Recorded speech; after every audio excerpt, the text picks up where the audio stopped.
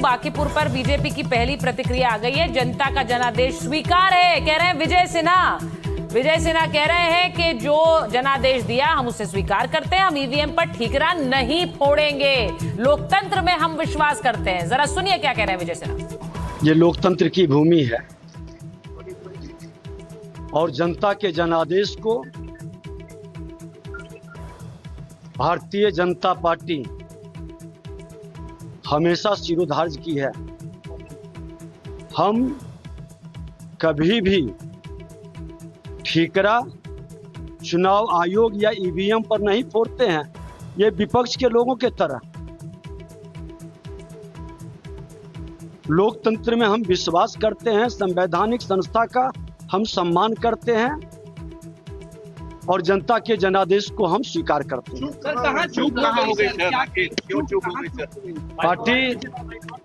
Party गहन समीक्षा करेगी।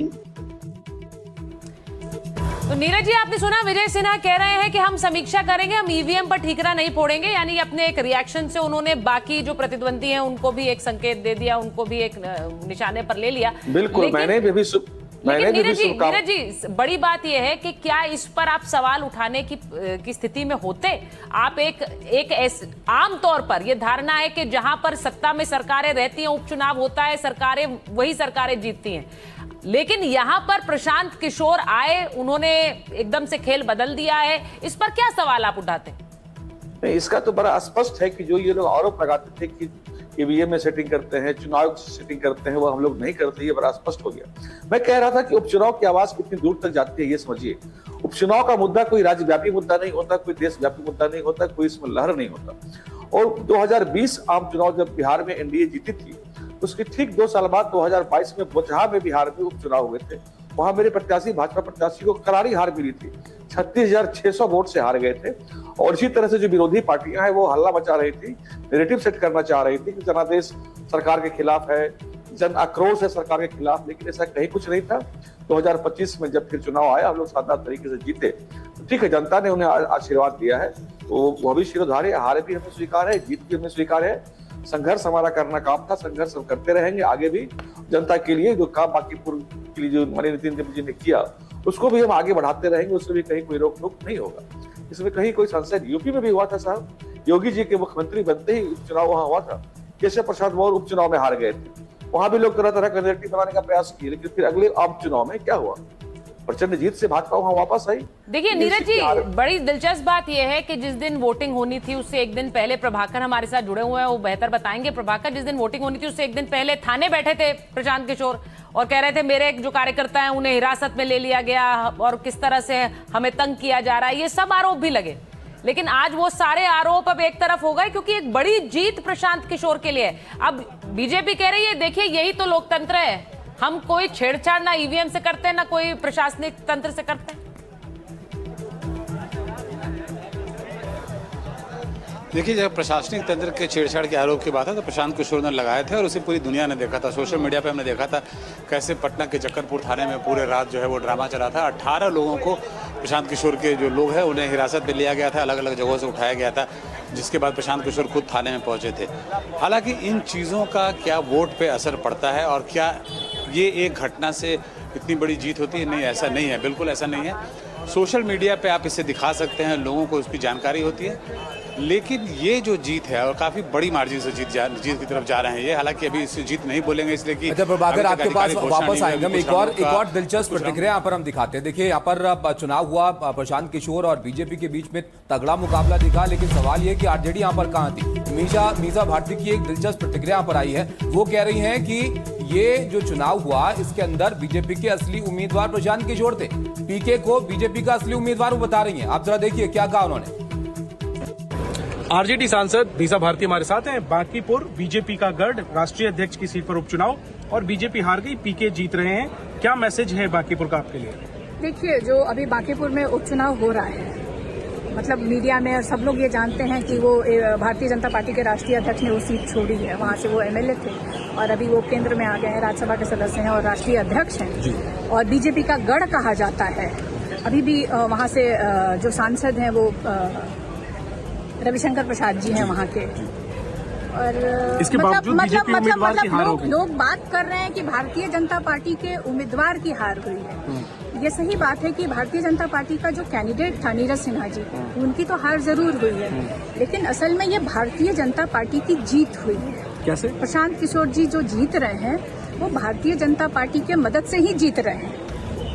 ये बहुत बड़ी बात आप कह रही हैं, और क्या आधार है आपका ऐसा कहने पे? क्योंकि पीके ने तो बीजेपी को उनके गढ़ में हराया है, ये चर्चा चल रही है। आप मुझे बताइए कि बीजेपी का सारा वोट बैंक कैसे ट्रांसफर हो गया प्रशांत किशोर जी पे,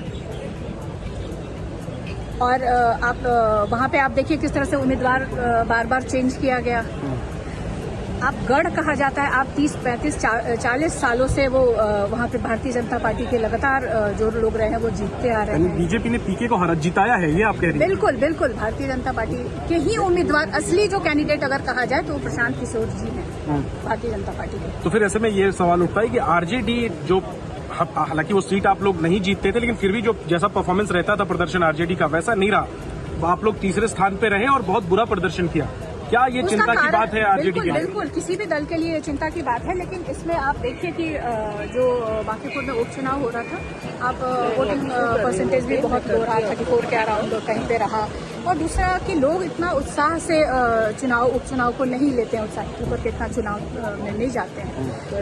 और भी बहुत सारे कारण हैं जो राष्ट्रीय जनता दल को इस पे बैठ करके देखने की आवश्यकता है। क्या आपको लगता है पीके चुनौती होंगे तेजस्वी के लिए बिहार की पॉलिटिक्स में? अब देखिए, पीके चुनौती तो नहीं होंगे, मुझे लगता है कि बांकीपुर की जनता के लिए ही प्रशांत किशोर जी चुनौती है, क्योंकि जिस तरह के उन्होंने बांकीपुर की जनता से वादा किया है, अब देखना होगा कि इन 4 सालों में वो कितने वादे उसमें से पूरे कर पाते हैं।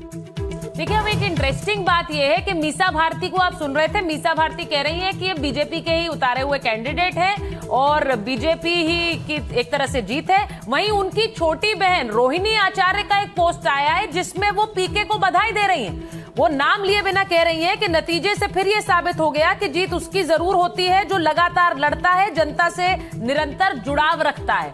तो अब ये क्या हो रहा है, ये भी थोड़ा समझाइए एक बार। मैं जरा प्रभाकर आपके पास आ रही हूँ। मीसा भारती कह रही बीजेपी के कैंडिडेट है, रोहिणी आचार्य बधाई दे रही है।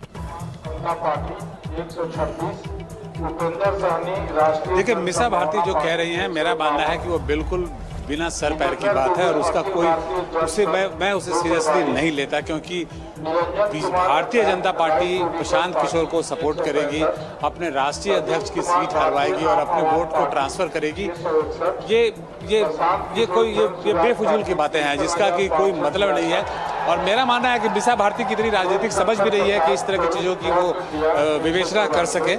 ये उनका एक स्वीपिंग स्टेटमेंट मैं इसे मानता हूँ। रोहिणी आचार्य ने जो ट्वीट किया है वो इम्पोर्टेंट है, क्योंकि रोहिणी आचार्य वो बहन है लालू प्रसाद यादव की, वो बेटी है जो अपने परिवार से नाराज है। अगर एक ये बात आप अपनी पूरी कीजिएगा, लेकिन आपके पीछे जो अभी शोर मचा वो कोई अनाउंसमेंट भी हमने सुनी, आप सुन पाए? उसमें बताइए जरा क्या अनाउंस किया गया। जी, वो लगातार जो राउंड्स की काउंटिंग होती है उसके बाद से जो रिजल्ट्स होते हैं वो बताया जा रहा है। आप एक मिनट रुकिए, मैं अभी प्रशांत किशोर का नाम बोला जाएगा, आप सुनिए एक बार। जी, Abhay Chaudhary independent 164, Nitish Kumar independent 127, Brajesh Patel independent 58, बोल दिया। लालू प्रसाद ये अभी अनाउंसमेंट हुआ, शायद प्रशांत किशोर का नाम निकल गया, क्योंकि मैं आपसे बात कर रहा था तो मेरा ध्यान उधर था नहीं। तो ये हर एक राउंड के बाद में यहाँ पे मेगाफोन्स लगे हुए हैं। प्रभाकर, इसका जो है माइक दे दीजिए, तो कितना वक्त यहाँ पर अब लगेगा तकरीबन ये जानकारी आने में कि यहाँ पर काउंटिंग पूरी हो गई? 27 राउंड हुआ है। 27 राउंड के रिजल्ट की औपचारिक घोषणा कर दी गई है। 32 राउंड होने हैं टोटल, यानी 5 और राउंड है। इसीलिए प्रशांत किशोर अभी अंदर गए हैं और उसके बाद जब वो राउंड सारे खत्म होंगे उसके बाद फिर जो है ये सर्टिफिकेट वो लेके शायद बाहर निकलेंगे। तो अभी 5 राउंड बचे हैं, 27 राउंड्स की घोषणा हो गई है और वो हर एक राउंड पूरा होने के बाद में किस कैंडिडेट को कितना वोट मिला उसकी अनाउंसमेंट यहाँ पे की जाती है। जी, मैं एक बार फिर से सुनवा देती हूँ कि कैसे प्रशांत किशोर जीतने के बाद सीधे सीधे मुख्यमंत्री को टारगेट कर रहे हैं। जरा सुनिए क्या कहा। भाजपा के केंद्रीय नेतृत्व को ये संदेश देने का एक प्रयास है बिहार की जनता के द्वारा कि बिहार में किसी अच्छे व्यक्ति को मुख्यमंत्री बनाइए। आपको जनता ने 202 विधायक जिताए हैं, किसी अपराधी, किसी गलत चाल चरित्र चेहरा वाले व्यक्ति को बिहार का नेतृत्व मत दीजिए। अच्छे आदमी को बनाइए ताकि बिहार में भी शिक्षा हो, बिहार में भी बच्चों के लिए रोजगार हो, बिहार के बच्चों को भी बाहर मजदूरी करने न जाना पड़े। ये संदेश बांकीपुर के लोगों ने दिया है। बाकी विधायक जीतना हारना ये तो राजनीति है, चलता रहता है। जिन लोगों ने मत दिया उनका धन्यवाद कर रहे हैं, जिन्होंने मत नहीं दिया है उनको यही कहेंगे कि आपसे आपका विश्वास जीतने के लिए और मेहनत और प्रयास करेंगे। लेकिन महत्वपूर्ण बात यह है कि बिहार को अच्छा नेतृत्व मिलना चाहिए, बिहार सुधरना चाहिए और लोकसभा से पहले मोदी जी को, भाजपा को, अमित शाह जी को ये देखना चाहिए कि बिहार में कैसे बेहतरी हो, बिहार में बच्चों को रोजगार कैसे हो, पलायन कैसे बंद हो। एकमात्र यही उद्देश्य है। मसीउद्दीन साहब, सुना आपने, वो तो खुद कह रहे हैं कि विधायक जीतना हारना तो चलता रहता है, तो चुनाव में होता रहता है। सुझाव दे रहे हैं सरकार को बीजेपी की, और आप कह रहे हैं कि सियासत में एक बहुत बड़ा उलटफेर हो जाएगा बिहार की उनकी जीत के बाद से। देखिए, बांकीपुर के जनादेश ने भारतीय जनता पार्टी के देशव्यापी पराजय का आगाज हुआ है और वहां बांकीपुर की जनता ने एक तीर से दो शिकार, नितिन नवीन और सम्राट चौधरी को एक ही बार संदेश दे दिया है कि बिहार की जनता क्या चाहती है। आप देखिए ना कि भारतीय जनता पार्टी ने चयन कैसे व्यक्त किया, उसी पर तो हमारे नेता प्रशांत किशोर जी बोल रहे थे कि क्या भाई, एक ऐसा व्यक्ति जो नरसंहार का अभियुक्त है, आपकी सूची में मुख्यमंत्री बनने के लिए पैनल में वही व्यक्ति था। एक ऐसा व्यक्ति जिसके सर्टिफिकेट का कोई आता पता नहीं है, जैसे नीरज जी के राष्ट्रीय नेता के सर्टिफिकेट का आता पता नहीं है, उसी तरह सम्राट। लेकिन देखिए, एक बात तो तय है मसीउद्दीन जी, ये तस्वीरें हमारे जो सहयोगी रमन है उनके कैमरे से आ रही। प्रशांत किशोर को आप देख भी सकते हैं उन तस्वीरों में। प्रशांत किशोर के गले में फूल माला है, हाथ हिलाते हुए अभिवादन कर रहे हैं। वो जानते हैं कि ये जीत कितनी बड़ी है उनके लिए और उनकी उस पार्टी के लिए जो डेब्यू भी नहीं कर पाई थी बिहार विधानसभा में। लेकिन उनके इस सीट पर उतरते ही बीजेपी की परंपरागत सीट कही जाने वाली बांकीपुर अब पीके की जनसुराज के नाम जाती हुई दिख रही। तो ये तस्वीरें देखिए, बीजेपी के सेलिब्रेशन की तस्वीरें हैं, बांकीपुर से आ रही हैं। ये हाँ, जनसुराज पार्टी के कार्यकर्ताओं की तस्वीरें, माफ कीजिएगा। और ये सब देखिए किस तरह सेलिब्रेट कर रहे हैं पीके की उस जीत को, जिसका औपचारिक ऐलान मुझे लगता है कभी भी होने वाला है थोड़ी देर बाद। अब ये तय मानकर सेलिब्रेट कर रहे हैं कि जनसुराज और पीके ये सीट जीत गए। नीरज जी, ये तस्वीरें बहुत कुछ कहती हैं और सबसे बड़ी बात यह है कि अब आपको तय करना है कि प्रशांत किशोर अभी एक सीट है, बीजेपी कैसे 2 से 200 हुई, एक स्क्रिप्ट हम सब ने ये देखी है, हमने ये मेहनत आप लोगों की। पर अब पीके भी क्या वही कर सकते हैं? एक सीट से बिहार विधानसभा में क्या वो अपनी पार्टी के लोगों को ला सकते हैं धीरे धीरे अगले चुनाव तक? ठीक है, लाए, राजनीति है, मेहनत करना चाहिए। हम लोग भी मेहनत करके वहां से यहाँ तक पहुंचे हैं, कोई दिक्कत नहीं। लेकिन हम लोग भी मेहनत आगे जारी रखेंगे और कहाँ हमसे चूक हुई इसके लिए हम गहन चिंतन करेंगे और अपनी सारी कमियों को दूर करेंगे, ताकि जो सीट हमारा गढ़ था वो हमारा कभी दोबारा ऐसा नहीं हो। लेकिन मैं बार बार कहता हूँ कि चुनाव का मैसेज उतना बड़ा मैसेज नहीं होता है जितना ये जनसुराज के लोग और लोग बता रहे हैं। ये उतना बड़ा संदेश नहीं होता। एक सीट का चुनाव था, वहां व्यक्ति के बदलाव हो गया। लेकिन नीरज जी, एक सीट जो थी वो आपका गढ़ थी। करीब 3 दशक से बीजेपी बहुत मजबूत यहाँ पर रही है, राष्ट्रीय अध्यक्ष की वो सीट है, कोई आम सीट नहीं है जहां से आप चुनाव हार गए। तो क्या इससे कोई संदेश नहीं जाएगा? बिल्कुल इसका संदेश जाएगा। हम समीक्षा करेंगे कि क्यों हम चुनाव हारे। लेकिन मैं ये कह रहा था कि बांकीपुर की जनता बड़ी प्रबुद्ध जनता है, उसे पता था कि इस सीट के हारने जीतने से सरकार की सेहत पे कोई असर नहीं होता। लेकिन प्रशांत किशोर को भी देखिए, सम्राट चौधरी बदल साहब उसके लिए चुनाव नहीं था। सम्राट चौधरी बिहार में लगातार विकास का काम कर रहे हैं, आगे करते रहेंगे। आम चुनाव में चुनी हुई सरकार के वो मुख्यमंत्री हैं, इसमें कोई संशय नहीं है। लेकिन चलिए, अब मशहूर होने के लिए अपने से बड़े लोगों को लोग गाली बकते हैं, प्रशांत किशोर वही काम कर रहे हैं। बिल्कुल, ये बात तो वो खुद भी कह रहे हैं कि सरकार को सोचना पड़ेगा। वो अपने सुझाव यहाँ पर अब आपको दे रहे हैं, विधानसभा में जाकर अब देंगे वो, और वो मुद्दे क्या बड़ी चुनौती बनेंगे सरकार के लिए, ये बड़ी महत्वपूर्ण बात होगी यहाँ पर देखने वाली। बहुत शुक्रिया आप दोनों का इस सब चर्चा में हमारे साथ जुड़ने के लिए। बिल्कुल, और ये तस्वीरें लगातार आती रहेंगी। प्रशांत किशोर जीत के बाद उनका पहला संवाद क्या कहेंगे उसका भी इंतजार रहेगा।